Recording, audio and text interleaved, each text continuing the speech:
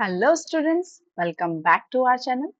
Students, previous class में start किया था हमने अपना नया topic that is partition values. Students, partition values में भी हमारी तीन सीरीज आती हैं।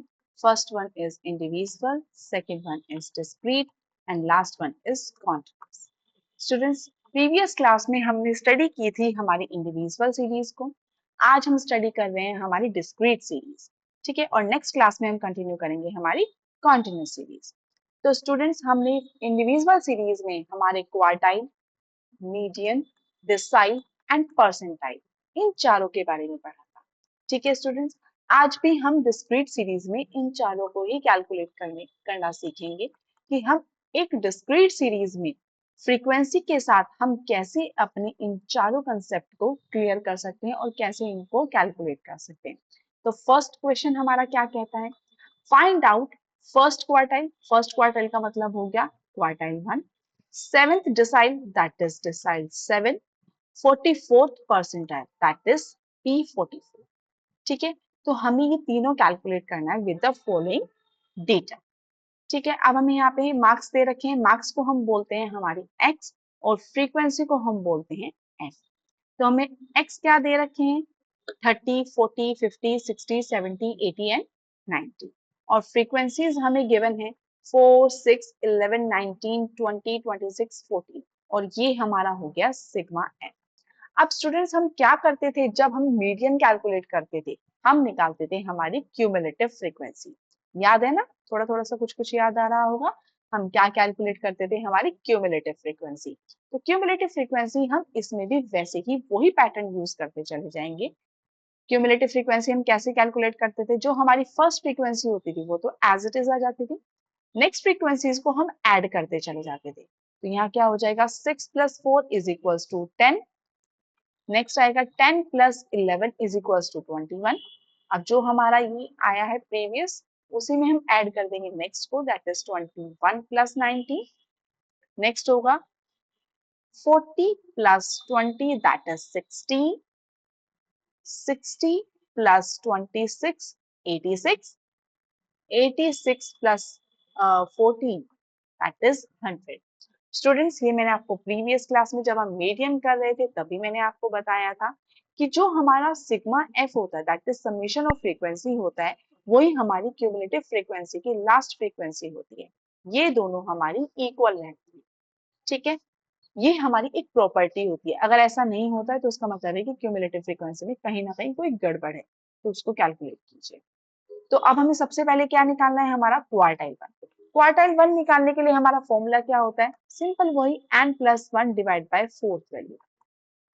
यहाँ पे 4 क्यों आया है, क्योंकि क्वार्टाइल को हम हमेशा 4 पार्ट्स में डिवाइड करते हैं, ठीक है। क्वार्टाइल 4 होता है ना, तो यहाँ पे हम 1, 2, 3 और 4 ये कैलकुलेट करते हैं। तो यहाँ पे हमें क्वार्टाइल 1 निकालना है। तो जो भी हमारा होता है क्वार्टाइल 4 होता है, तो उसको हमने 4 से डिवाइड कर दिया। अब n क्या है आपका, 100 है, तो 100 + 1 divide by fourth value. Quartile 1 = 101 divide by 4 that is 25.5th value. अब इसको हम बिल्कुल उसी तरीके से सॉल्व करेंगे जैसे हमने जो हमारी इंडिविजुअल सीरीज का इवन मेथड से किया था, बिल्कुल वही वाला पैटर्न रहेगा। That is 25th value plus 0.5 multiplied by succeeding value, यानी कि 26 माइनस 25 निकाल लीजिए। अब यहाँ पे हमारी 25th वैल्यू क्या है, 25th आई आपकी लाई कर रही है इनके बीच में, दैट इज 60।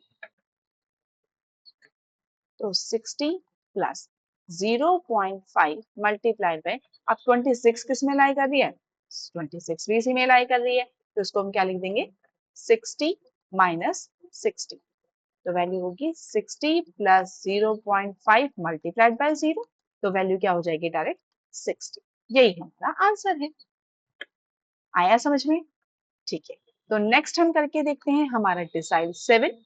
डिसाइल 7 क्या कहता है, n+1 डिवाइड बाय, अब डिसाइल है तो डिवाइड किससे करेंगे, 10 से करेंगे, और रिक्वायर्ड वैल्यू क्या है, 7 है, तो 7 से मल्टीप्लाई कर देंगे। बस वैल्यू पुट कीजिए और आंसर निकालिए। तो 7 multiplied by 100 plus 1 divide by 10th value,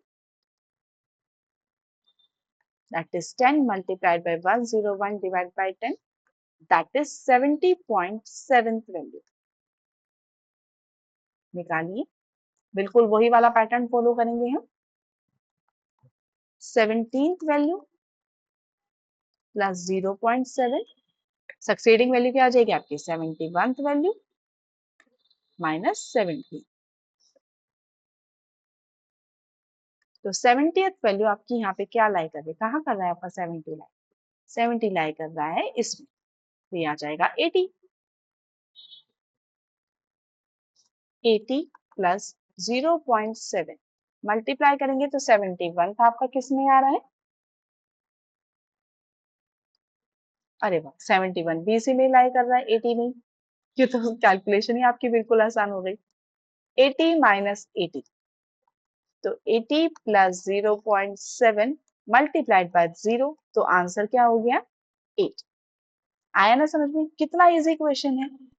तो नेक्स्ट हम क्या करेंगे, अब हमें निकालना है नेक्स्ट परसेंटाइल 44। परसेंटाइल जब भी हमें निकालना होता है तो परसेंटाइल में हम डिवाइड किससे करते हैं 100 से, क्योंकि परसेंटाइल हो गया ना, परसेंट 100 मल्टीप्लाई कर देंगे रिक्वायर्ड नंबर दैट इज 44 से, बस यही तो था। अब 44 multiplied by 100 plus 1 divide by 100, तो वैल्यू क्या आ जाएगी 44 multiplied by 101 divide by 100, that is 44.44 value. अब इनको भी हम सॉल्व कर लेंगे, तो ये हो जाएगा 44th value plus 0.44 multiplied by 45th minus 44th value. अब यहाँ पे हमारा 44 किस में लाई कर रहा है, दोनों एक साथ ही देख लेते हैं, 44 भी और 45 भी। 44 भी हमारा इसमें लाई कर रहा है, 45 भी इसी में लाई कर रहा है, दैट इज 70। तो निकाल लेंगे हम अपना 70 प्लस 0.44 मल्टीप्लाइड बाय 70 माइनस 70। अब ये तो पूरा जीरो हो गया, तो इसको हम क्या लिख देंगे 70 प्लस 0, दैट इज 70 आंसर। आया समझ में, है ना बहुत इजी क्वेश्चन। स्टूडेंट बिल्कुल वही पैटर्न रहता है जैसा हम मीडियन में करते हैं, मीडियन वाली ही चीज बिल्कुल यहाँ पे कैलकुलेट होती है, बस उसमें हम क्या करते हैं, चेंज हमारा क्या आता है, एक तो हमारा बेस अलग हो जाता है और हमारी रिक्वायर्ड वैल्यू अलग हो जाती है, बस बाकी सब कुछ हमारा वही रहता है। अब एक और नेक्स्ट क्वेश्चन हम देख लेते हैं, यहाँ पे हमें क्या कहता है, find out third quartile, third quartile यानी कि quartile 3, ninth decile and 67th percentile. Too good. अब हम इनको कैलकुलेट करते हैं, हमें यहाँ पे आपको आपके मार्क्स दे रखे हैं और फ्रीक्वेंसी दे रखी है।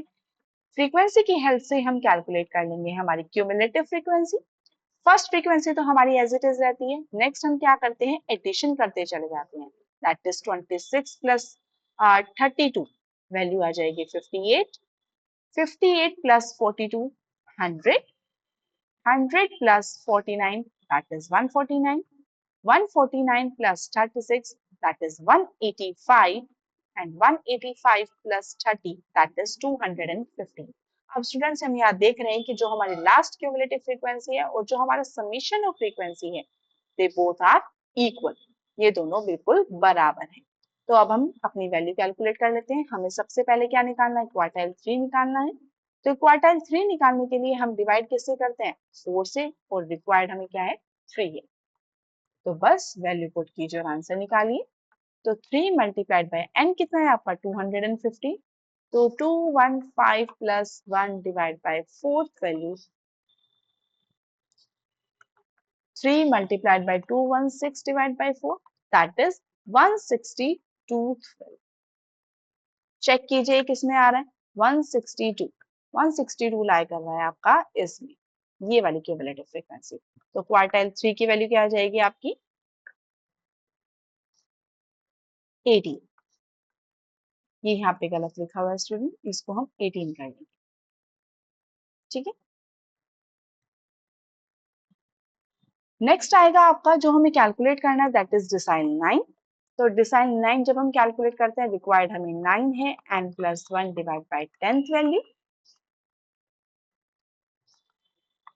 n की वैल्यू क्या थी आपकी 215 plus 1 divide by 10, that is 9 multiplied by 216 divide by 10, value आ जाएगी 194.4 वैल्यू। अब इसको भी बिल्कुल हम वैसे सॉल्व करेंगे। अब यहाँ पे क्योंकि हमारा ये हो गया, अब ये हमारी सीरीज कौन सी है, ओड है। कौन सी है, ओड सीरीज। तो ओड सीरीज में हम जब भी करते हैं हम डायरेक्ट वैल्यू को देख लेते हैं। तो हमारा यहाँ पे नंबर क्या था 194, और 194 हमारा लाई कर रहा है यहाँ पर, दैट इज 20। तो यहाँ पे हमारा डिसाइल 9 क्या हो जाएगा 20। Clear answer. तो स्टूडेंट्स यहाँ पे कंपैरिजन अगर देखा जाए तो इवन और ओड में हमें और ज्यादा इजी लग रही है। इवन थोड़ी सी कैलकुलेटिव है बट इजी है, इतनी भी डिफिकल्ट नहीं है। नेक्स्ट हमें क्या निकालना है, परसेंटाइल 67, रिक्वायर्ड वैल्यू है 67, n plus 1 divide by base आपका रहेगा 100, 100th वैल्यू। तो 67 मल्टीप्लाइड बाय n की वैल्यू है 215 plus 1 divide by 100, that is 67 multiplied by 216 divide by 100। इनको सॉल्व करेंगे तो वैल्यू आ जाएगी 144.72 वैल्यू। किस में लाई कर रहा है ये हमारा 144, इसमें तो ये आ गया हमारा 16 वैल्यू। तो परसेंटाइल 67 की वैल्यू आई है आपकी 16। आई होप आपको ये समझ में आए होंगे स्टूडेंट्स। बहुत ही इजी है, बहुत ज्यादा इजी है। ये समझ लीजिए कि ये आपका स्टैटिस्टिक्स का सबसे ही ज्यादा इजी चैप्टर है। ठीक है स्टूडेंट्स, अगर आपको हमारी क्लास समझ में आई हो, पसंद आई हो, तो please do like, share and